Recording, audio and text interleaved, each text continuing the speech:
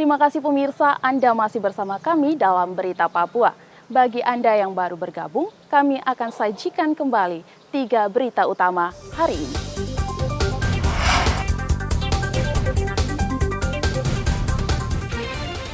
Cuaca buruk di perairan Papua Selatan, nelayan takut melaut.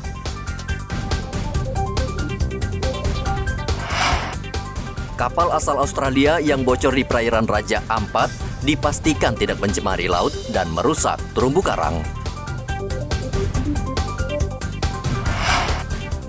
Banyak petani gagal panen karena cuaca buruk, harga beras naik.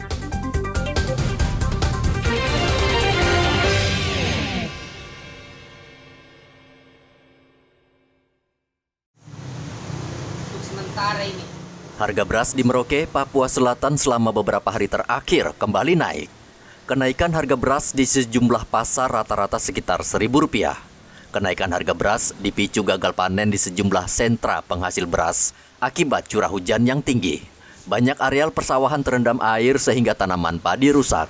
Harga beras ini sekarang apa mengalami kenaikan, Pak? Ada kenaikan, Sekarang kenainya ada Rp500 sama Rp1.000 per kilo. Per kilo ya? Iya. Nah, seperti contohnya beras apa itu? Contohnya Ciliwung kemarin kan Rp10.000, sekarang Rp11.000. Kayak Mambramo kemarin kan kita masih bisa jual 11, sekarang kan sudah 12. Iya. Itu kenapa sampai bisa harga naik seperti itu? Karena sekarang beras langka karena petani sebagian gagal panen. Gagal panen ya? Iya, banjir. Terus kalau untuk beras dolok? Sekarang Bulog dihentikan untuk sementara karena dia punya stok menipis. Menipis ya? Iya. Oke.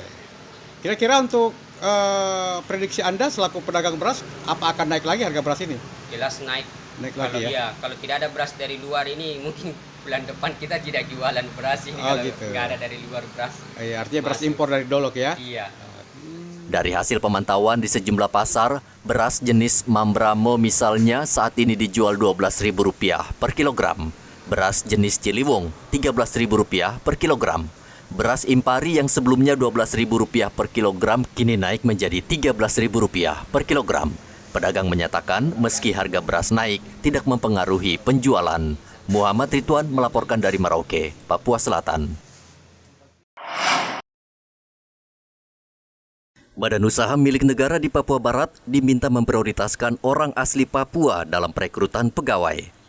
Ketua MRP Papua Barat Maksi Nelson Ahoren mengatakan penerimaan pegawai tidak lagi memakai sistem umum.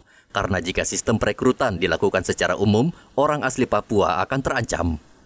Menurut Maksi, anak-anak asli Papua saat ini perlu diberdayakan di berbagai sektor pembangunan, termasuk BUMN agar kualitas mereka sama dengan daerah lain di Indonesia.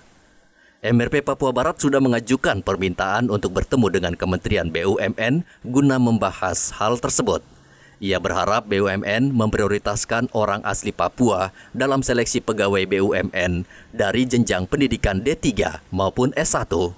Kami juga kalau minta juga memperjuangkan juga kalau bisa juga ada penerimaan secara untuk kita pada adik ya nanti SMA apa istilahnya apa tenaga pelaksana harian kita tenaga pelaksana gitu. Supaya kita penanganan pokoknya juga mereka bisa masuk. Saya kira bahwa MRP selalu berpihak kepada mereka yang ada di Burundi kami untuk memperjuangkan hak-hak dasar kepada orang asli Papua yang ada di Provinsi Papua. Jelas ini adalah suatu tugas yang beban ini bukan hanya beban, ini bukan tidak beban. Karena hal semacam ini selalu kami lakukan. Kami percaya bahwa nantinya pada saat kami ke Jakarta, tetap kami juga akan minta kotanya juga. Kami minta. Hari ini belum ada kotanya, jadi kami akan tawarkan kotanya dulu. Oleh karena itu nanti kami akan berdonasi dari pihak kalian. Mereka butuh berapa? Sarjananya berapa yang mereka butuhkan?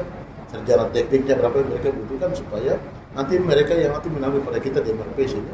MRP nanti mengajukan kepada kementerian bahwa kita butuh sekian orang. Permintaan Majelis Rakyat Papua ditanggapi positif Kepala PLN Manokwari.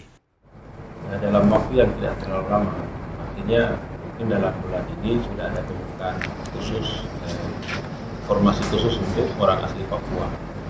Nah, namun yang dibuka untuk formasi pertama ini adalah lulusan S1 atau D3. Tapi untuk kuotanya belum ditentukan karena panitianya dibentuk di pusat dan sampai ke wilayah Papua pun belum ada panitia yang dituju. Jadi untuk sementara yang kami bisa sampaikan ke Bapak Ketua adalah informasi ini sudah ditindaklanjuti dan dalam waktu dekat akan ada pembukaan informasi untuk itu. Saat ini masih banyak putra-putri asli Papua yang sulit bersaing dalam seleksi masuk pegawai BUMN. Mereka kalah bersaing dengan pendatang yang memiliki kualitas pendidikan yang lebih baik.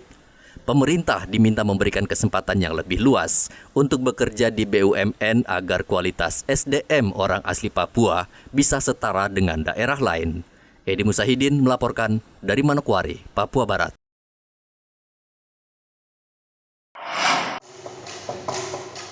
Pelajar di Merauke berharap Olimpiade Olahraga Siswa tingkat Provinsi Papua Selatan yang baru saja digelar rutin dilaksanakan pemerintah provinsi. Olimpiade Olahraga tingkat provinsi berlangsung selama sepekan. Banyak hal yang bisa dipetik dari perhelatan tersebut. Antara lain, atlet dan kalangan siswa berharap Pemprov Papua Selatan menindaklanjuti dalam bentuk pembinaan siswa yang berprestasi dalam ajang tersebut. Mahuse, salah satu peserta Olimpiade, setelah meraih prestasi di Olimpiade Olahraga berharap bisa mengukir prestasi di ajang yang lebih tinggi, sehingga bisa mengharumkan nama Provinsi Papua Selatan. Kau mengikuti kegiatan Olimpiade Olahraga ini? Ya, saya merasa senang. Senang ya? Nah, kemarin ikut lomba apa? Lomba karate. Dapat juara berapa? Juara 2. Juara 2. Nah, apa harapan kau dengan pemerintah Provinsi Papua Selatan? Saya semoga ini mengembang lebih baik lagi. Artinya bisa mengembang lebih tinggi lagi ya, gitu ya. Kegiatan ini, Olimpiade ini. Senang. Senang ya? Kamu dari mana? Bovendigul. Ikut lomba apa kemarin? Atletik. Atletik ya. Apa yang kau harapkan dari pemerintah Provinsi Papua Selatan dengan kegiatan ini? Biasanya dilanjut. Dilanjut ya. Olimpiade Olahraga Siswa tingkat provinsi diikuti 300 atlet atau siswa dari 4 kabupaten masing-masing Merauke, Asmat, Bovendigul, dan Mapi. Selain olahraga, ajang ini juga memperlombakan keterampilan dan ketangkasan, serta uji kemampuan ilmu pengetahuan. Muhammad Ridwan melaporkan dari Merauke, Papua Selatan.